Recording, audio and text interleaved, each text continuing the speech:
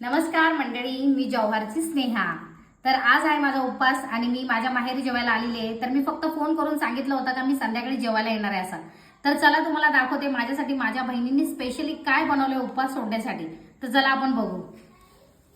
ही मस्त शेवयांची खीर बनवलेली आहे, मस्त चपाती बनवले, हा भात बनवलेला आहे आणि बाबांकडून आणलेला गावठी डांगर बनवलाय आणि माझा आवडता कारल्याचं भरीत बनवलंय आणि मटकीची उसळ आणि सोबत काकडी।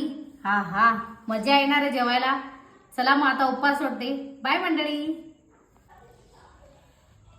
डांगराची भाजी आता मी टेस्ट करते।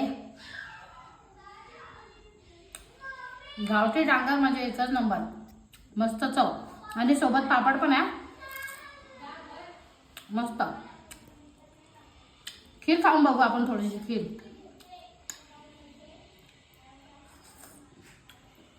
खीर पण एकच नंबर लागते, एकदम साजूक तूप भरभरून टाकलेलं आहे, मजा येणार आहे।